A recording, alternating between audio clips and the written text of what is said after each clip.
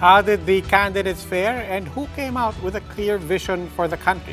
That big question and more with Professor Edmund Tayao, political science professor at the Ateneo de Manila University. Professor Tayao, welcome to The Big Story. Hello, Robbie. Good evening. So, Prof, your takeaway from the KBP Presidential Forum? Well, first off, I'm glad that it's a forum instead of just a one-on-one interview. The focus is more on the candidates.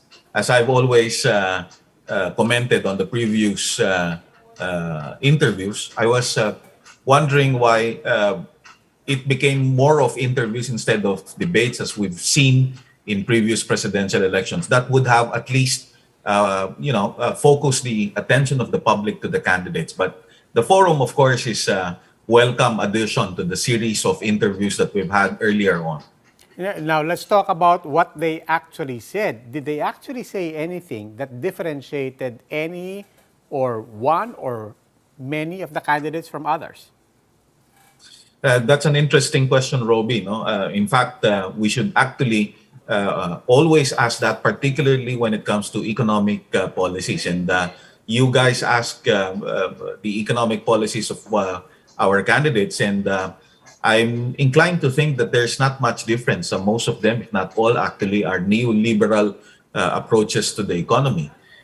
There were attempts to present specific plans or specific program of action as far as key issues as education, health, particularly with respect to addressing the continuing problem of the pandemic, and corruption. No?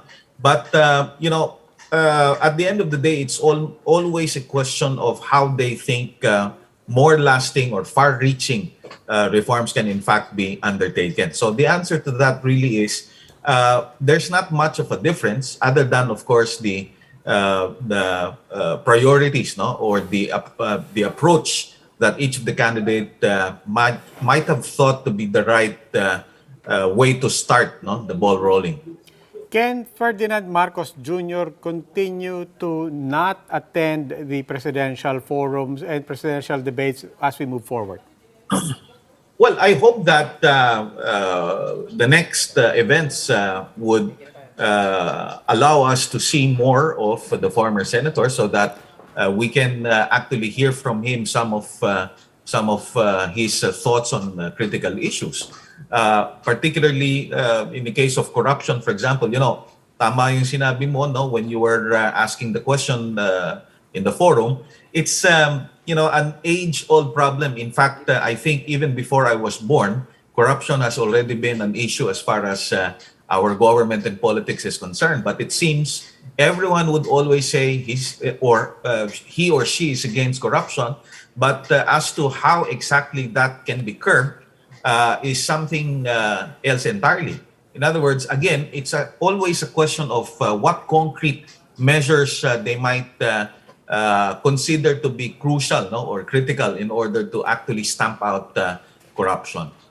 Okay, maraming salamat po, Professor Edmund Tayao.